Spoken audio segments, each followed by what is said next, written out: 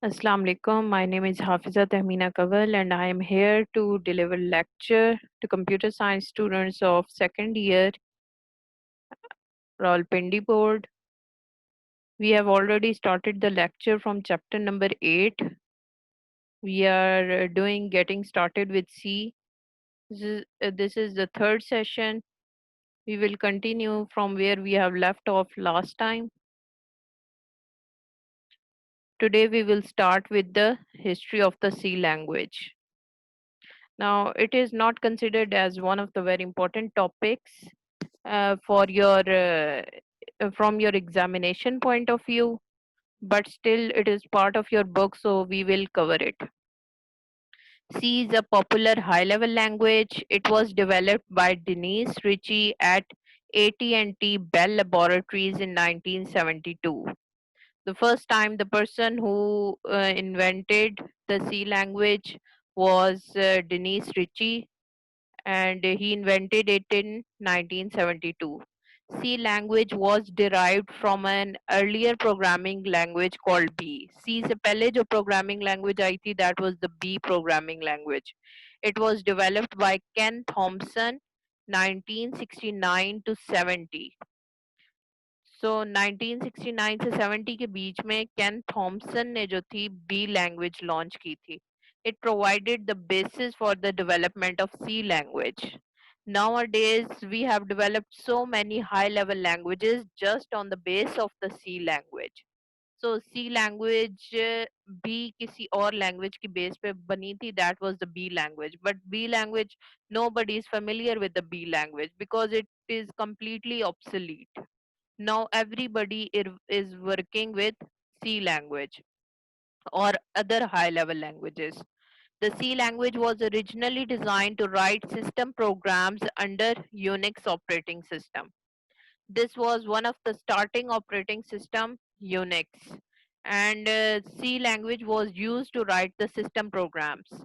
Unix operating system जो है वो हमारे मेन फ्रेम कंप्यूटर्स के साथ ज़्यादा हैंडलिंग करता है, तो उसकी सिस्टम प्रोग्रामिंग जो है वो ज़्यादा हाई लेवल की है. विंडोज़ हमारी ज़्यादा सिस्टम प्रोग्रामिंग की तरफ इस तरह फोकस नहीं करती, लेकिन यह है कि ऑपरेटिंग सिस्टम्स जितने भी हैं वो हमारे सिस्टम प्रोग्राम्स के साथ ही लिंक हो रहे होते हैं. तो सी लैंग्वेज को डिज़ाइन इसलिए किया था ताकि यूनिक्स ऑपरेटिंग सिस्टम के साथ ये काम कर सके या उसके प्रोग्राम्स को राइट डाउन कर सके. The power and flexibility of C language made it popular in industry for a wide range of applications. C language जो थी वो काफ़ी ज़्यादा फ्लेक्सिबिलिटी प्रोवाइड कर रही थी. बहुत सारे फीचर्स इसके अंदर मौजूद थे जिसकी वजह से इससे बहुत ज़्यादा एप्लीकेशंस बनाई जा सकती हैं. हम आहिस्ता आहिस्ता इसको एलैबोरेटिव वे में स्टडी करेंगे. The earlier version of C was known as K&R, that was Kernighan and Ritchie C.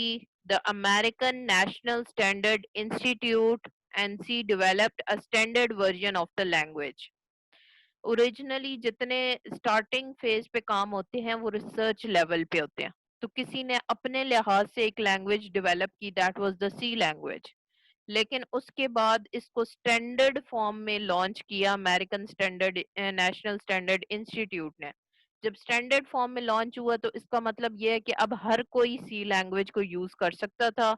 It had become a standard, और अब सारे सिमिलर सी लैंग्वेज के सिंटेक्स और फीचर्स को फॉलो करते हैं. The standard version is known as NCC, that is C for C language. This new version provided many features that were not available in the older versions. Of course, कोई भी language हमारे पास आती है तो originally उसके अंदर इतनी ज़्यादा मॉडिफिकेशंस नहीं होती जितनी आहिस्ता आहिस्ता बाद में होती जाती हैं. तो ओरिजिनली शायद उसमें काफ़ी ज़्यादा प्रॉब्लम्स होंगी, मिस्टेक्स होंगी, लेकिन आहिस्ता-आहिस्ता उन्होंने उसको करेक्ट किया और फिर उसको एक स्टैंडर्ड बनाया और फिर स्टैंडर्ड बना के उसको लॉन्च किया ताकि बहुत सारे प्रोग्रामर्स जो हैं वो सी लैंग्वेज को यूज़ कर सकें. This is basically the history chart. This chart is not available in your book. It is just for common knowledge for you people. International group, first they launched in 1960. Then Martin Richards launched BCPL language in 1969. In 1970, the B language was launched by Ken Thompson. 1972, traditional या basic C language जो first time launch हुई, that was by Denise Ritchie in 1972. Then K&RC, Kernighan and Ritchie, they launched the C language in 1978.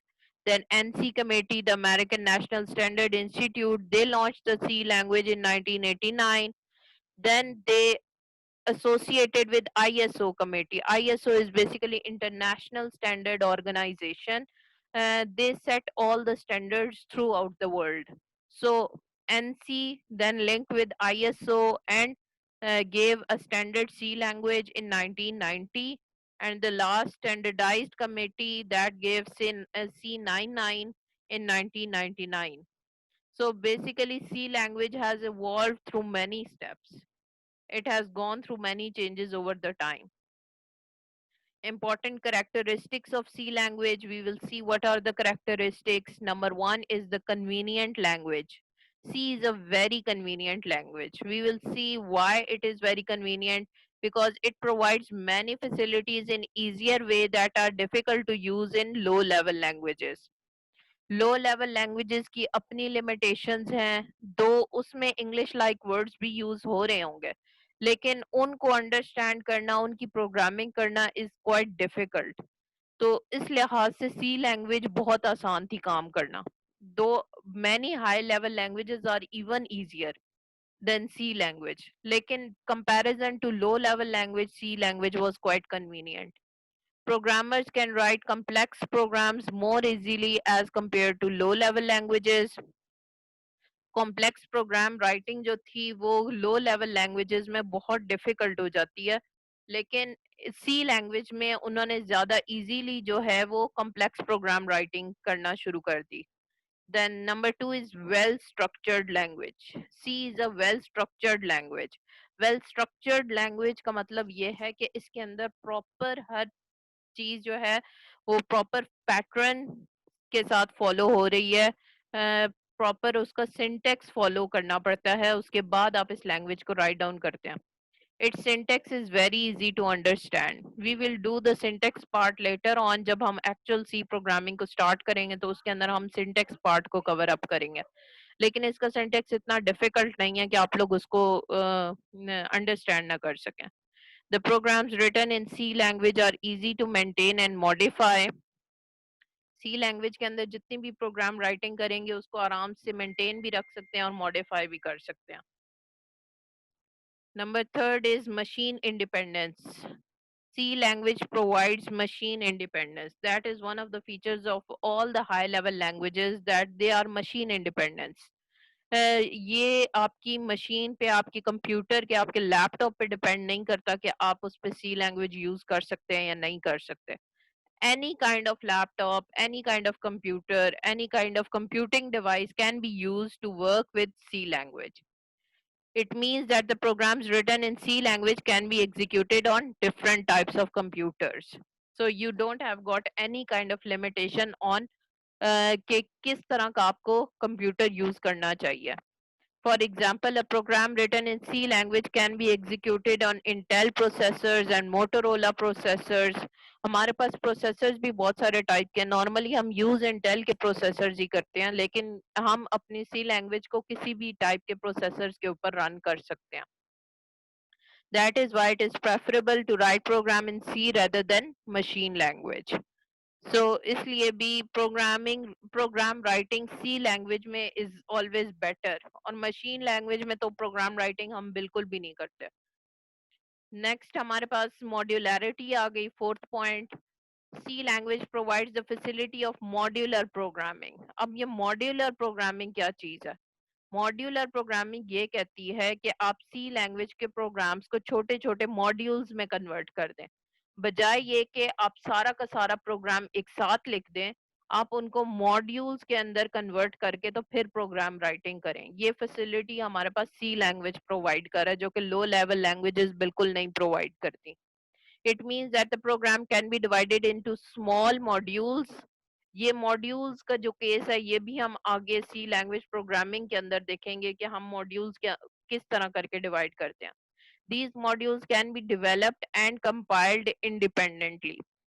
One of the good feature of using modular programming is this कि आप modules को अलग अलग develop भी कर सकते हैं, उनको कंपाइल भी कर सकते हैं, बजाय ये कि आप पूरे प्रोग्राम को एक साथ करें. एग्जाम्पल इसकी इस तरह लेते हैं कि एक प्रोग्राम, इतना बड़ा प्रोग्राम आपने राइट डाउन किया है जो कि यूजर की इंफॉर्मेशन भी ले रहा है, जो कि यूजर की कैलकुलेशंस भी कर रहा है, और इसके अलावा जो है वो यूजर के रिकॉर्ड्स को और भी ज्यादा डिफरेंट वे से मेंटेन कर रहा है. तो बजाय ये कि आप सारा काम एक साथ करें, आप हर एक चीज को अलग अलग करते हैं कि यूजर से इंफॉर्मेशन जो लेनी है वो एक मॉड्यूल हैंडल करे, आप उसको प्रॉपरली लिख के रन करें, टेस्ट करें, तो उससे एरर्स भी जल्दी जो है वो निकल जाते हैं. अगर आप सारा प्रोग्राम एक साथ राइट डाउन करके उसके एरर्स फाइंड आउट करेंगे तो उसके वजह से भी बहुत ज्यादा प्रॉब्लम्स अराइज होते हैं. Next, number 5 is case sensitivity. C is a case sensitive language. Case is basically upper case and lower case. जो हम कहते हैं ना capital letters और small letters. C language जो है दोनों को differentiate करती है. इसका मतलब ये है, it means that it can differentiate upper case letter and lower case words. अगर आप C language writing में capital A लिखेंगे और small a लिखेंगे, वो उन दोनों को different way से read करेगा, दोनों को सेम रीड नहीं करेगा. इसका मतलब यह है कि आप इसके अंदर बहुत ध्यान से राइटिंग करते हैं कि जो चीज स्मॉल में है उसको स्मॉल में ही रखना है और जो चीज कैपिटल में है उसको कैपिटल में ही रखना है. लेकिन नॉर्मली इसके सारे कीवर्ड्स जो हैं वो लोअर केस लेटर में ही है, स्मॉल लेटर्स ही हम फॉलो करते हैं. All keywords are written in lower case. तो कैपिटल लेटर्स जो है वो हम मोस्टली वेरिएबल डेफिनेशंस, उन चीजों के लिए जो है हम कैपिटल लेटर्स को यूज कर सकते हैं. This feature makes it easier to maintain the source code. तो इसमें source code maintaining जो है वो हमारे पास easy हो जाती है. Source code meaning जो हम program writing कर रहे हैं C language के अंदर, that is the source code.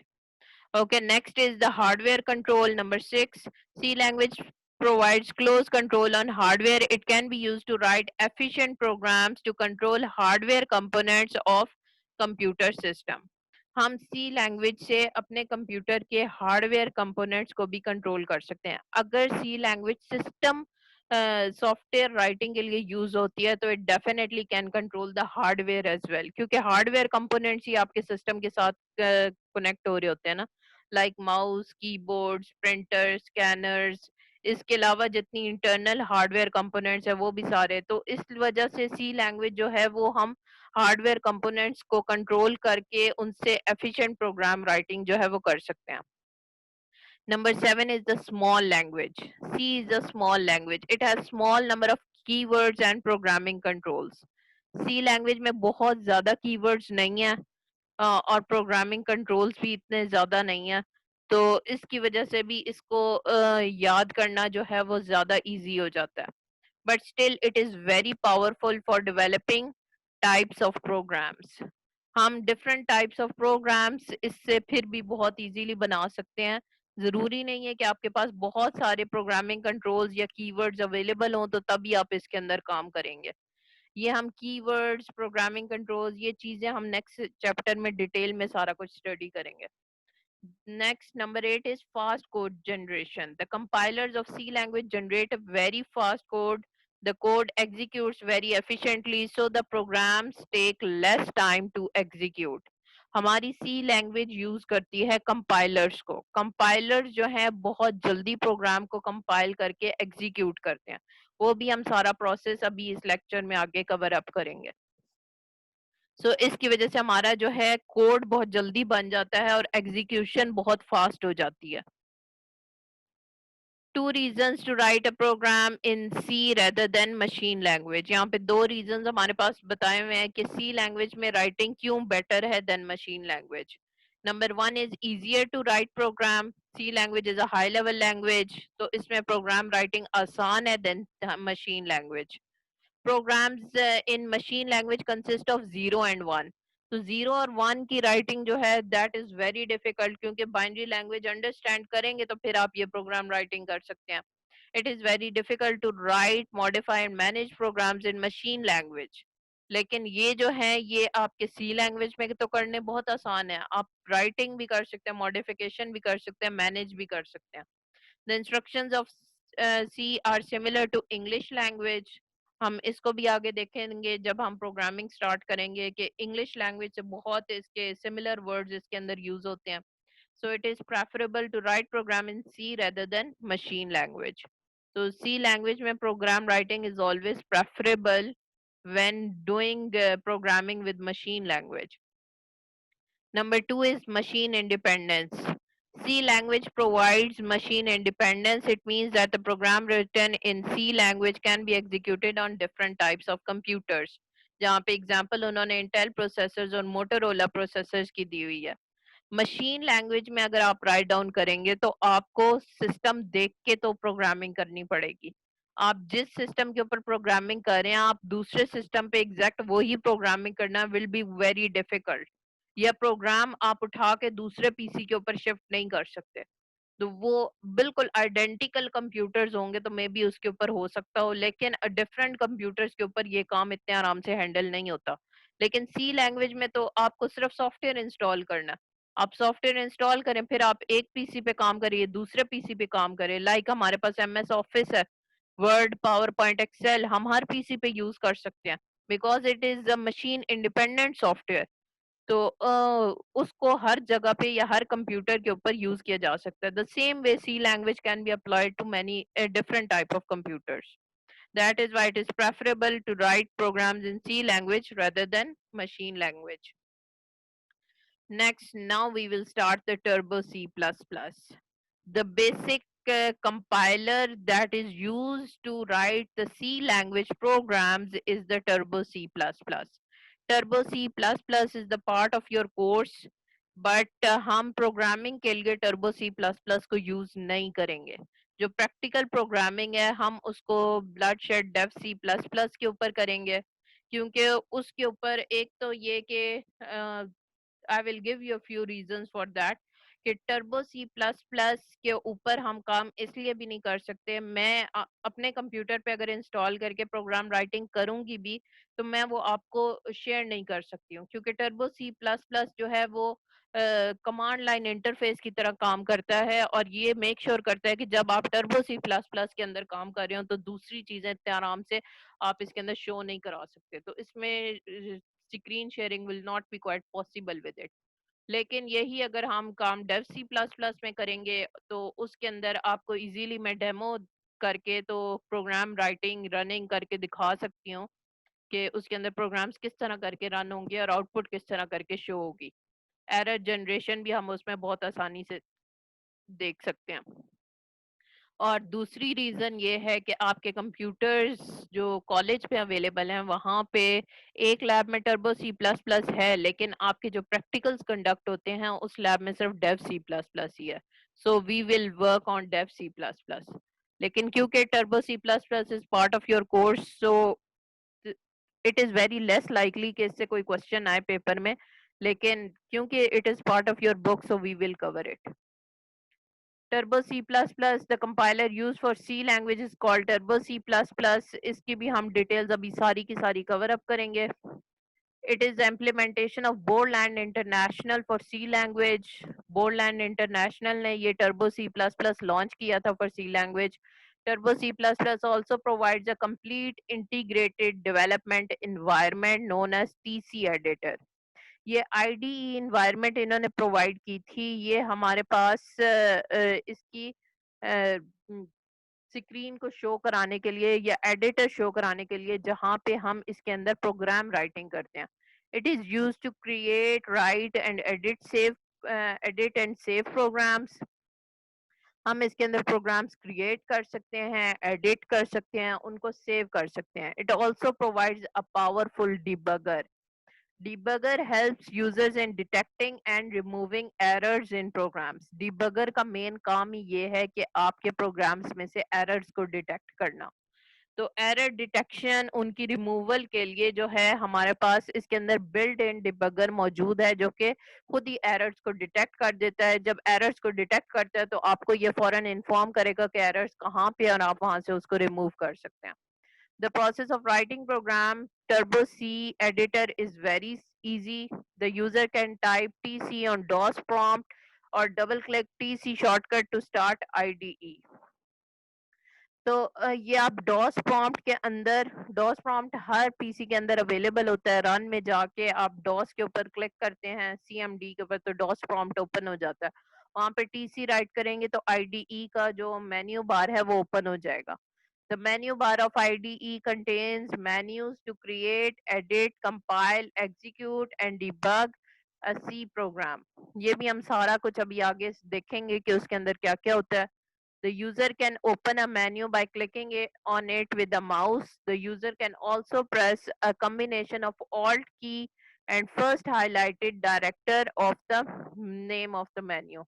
Actually इसके इन्वायरमेंट के अंदर बहुत सारी शॉर्टकट कीज भी अवेलेबल है। तो अगर आपने कोई भी मेन्यू ओपन करना है, आपको उसकी शॉर्टकट की पता है, तो आप उसको इजीली ओपन कर सकते हैं। Like alt plus F is to open file menu.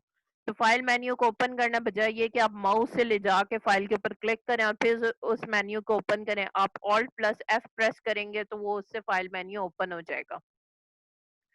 This is basically the layout of the Turbo C++ IDE environment, integrated development environment. यहाँ पे देख सकते हैं फाइल है, एडिट है, सर्च है, रन है, compile, debug, project, options, window, help, ये सारी ऑप्शंस ऊपर मौजूद है। नीचे भी इन्होंने ये दी हुई है शॉर्टकट कीज। F1 प्रेस करेंगे तो हेल्प ओपन हो जाएगी, F2 प्रेस करेंगे तो सेव मेन्यू आ जाएगा, F3 प्रेस करेंगे ओपन आ जाएगा। तो ये सारे शॉर्टकट मेन्यूज भी अवेलेबल है। बेसिकली हमारी टर्बो सी प्लस प्लस की ये ब्लू स्क्रीन होती है जिसके अंदर हम प्रोग्राम राइटिंग करते हैं और इसके बाद इसको कंपाइल और रन करते हैं। अब हम देखते हैं कि इसके अंदर हमने प्रोग्राम किस तरह क्रिएट करना है, एडिट करना है, कंपाइल करना है, लिंक एंड एग्जीक्यूट, सारे के सारे प्रोसेसेस देखेंगे। एक पूरा प्रोग्राम किस तरह आप सी प्रोग्राम को कंपाइलर स्टार्ट करने के बाद उसको एग्जीक्यूशन तक, ये पूरा प्रोसेस उन्होंने एक्सप्लेन किया हुआ है। इसके अंदर सबसे पहला प्रोसेस आ जाता है creating and editing a C program. The process of writing a C program is known as editing. Program writing पे अभी हम नहीं जा रहे, वो जब हमारी स्टार्ट होगी तो फिर हम उसके अंदर देखेंगे कि प्रोग्राम सिंटेक्स राइटिंग हम किस तरह करके करेंगे। The process includes writing, modifying and deleting program statements. जैसे आप वर्ड के अंदर टाइप करते हैं, राइट कर सकते हैं, उसमें मॉडिफाई कर सकते हैं, उसमें से चीजें डिलीट कर सकते हैं यूजिंग बैकस्पेस। तो सेम केस इसी तरह यहाँ पे भी आप प्रोग्राम राइटिंग करते हैं। The part of Turbo C++ IDE that is used to write C program is called edit window.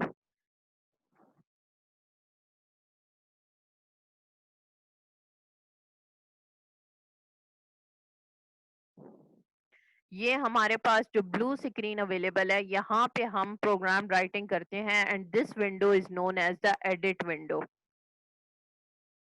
A new edit window can be opened by selecting file, then new option from the menu bar.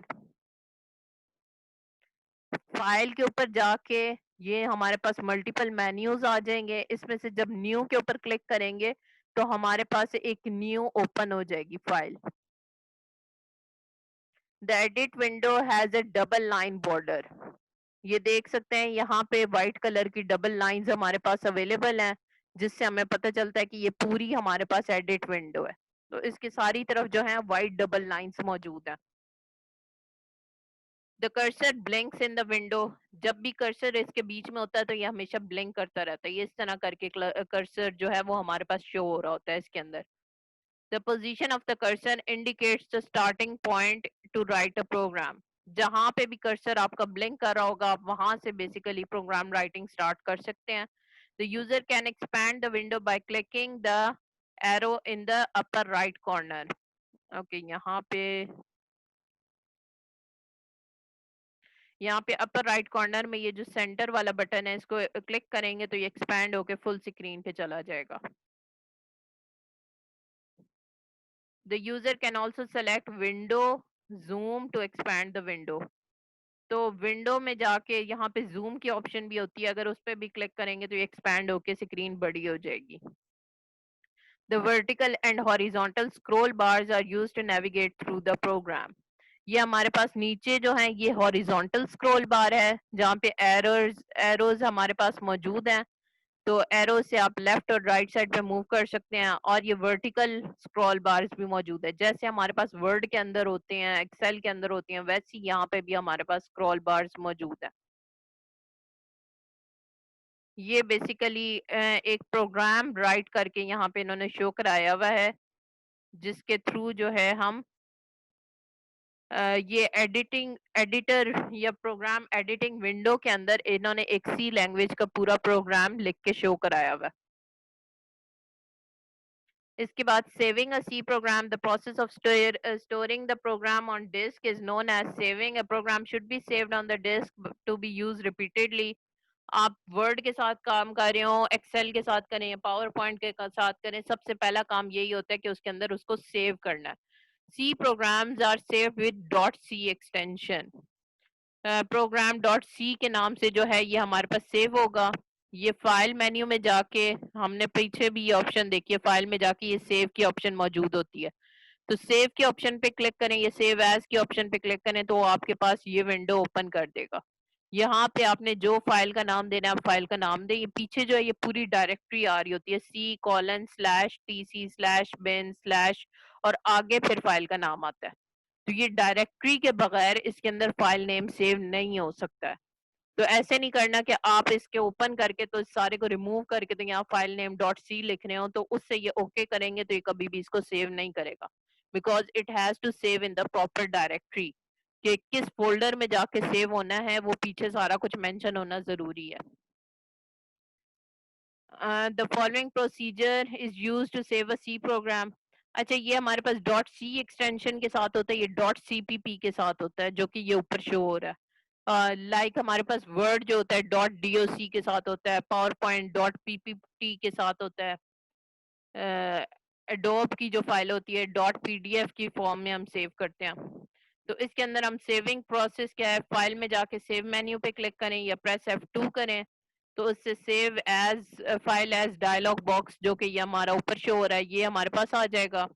The default name no name 00.cpp appears in the dialog box. कोई भी आप नई file open करते हैं तो उसका default name no name 00.cpp होता है हमारे पास। अगली फाइल ओपन करेंगे तो नो नेम 01.cpp हो जाएगी, जैसे कि ये इसके अंदर शो हो रही है। तो जब तक आप इसका सेव एज में फाइल नेम चेंज नहीं करेंगे तब तक इसका फाइल नेम यही रहेगा, या आप इसी फाइल नेम को सेव कर दें तो इसी के साथ ही सेव हो जाएगी। इसके बाद enter the file name, enter the path to save file, the default location to save programs in bin directory, that is why it is showing C:/TC/bin/। तो ये बिन जो है ये बिन डायरेक्टरी है जहाँ पे आपकी सी लैंग्वेज के सारे प्रोग्राम्स बाय डिफॉल्ट जाके सेव होते हैं। तो इस डायरेक्टरी को बीच में से खत्म नहीं करना है, अगर फाइल सेव करनी है तो ये डायरेक्टरी एज इट इज रहने देनी है। Click OK. The program will be saved at the specified location with the specified name.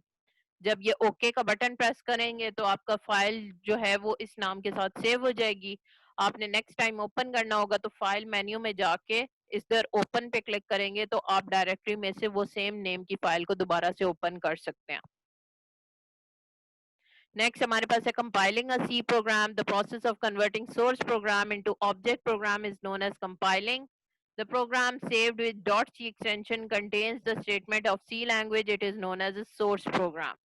इसके बाद हम कंपाइलिंग को देख रहे हैं कि कंपाइलिंग हम कैसे करना है, क्योंकि सी प्रोग्राम को पहले हम सोर्स प्रोग्राम है जिसको कंपाइल करेंगे तो वो ऑब्जेक्ट प्रोग्राम में कन्वर्ट होगा।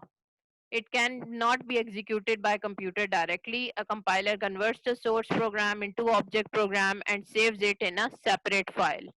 तो ये जो है जब आप इसको कंपाइल करते हैं तो एक सेपरेट फाइल जनरेट होती है ऑब्जेक्ट प्रोग्राम की, और उसकी एक्सटेंशन होती है .obj एक्सटेंशन। ये .obj एक्सटेंशन के साथ एक और फाइल को उसके अंदर क्रिएट कर देता है। उस फाइल का आपसे कोई लेना देना नहीं है, लेकिन यह है कि कंपाइलेशन प्रोसेस के लिए ये फाइल क्रिएट होनी बहुत जरूरी है, क्योंकि जब तक ये फाइल नहीं क्रिएट होगी तब तक वो उसको एग्जीक्यूट नहीं होने देगा। The source program cannot be compiled if it contains any syntax error. The compiler generates error message to describe the cause of error.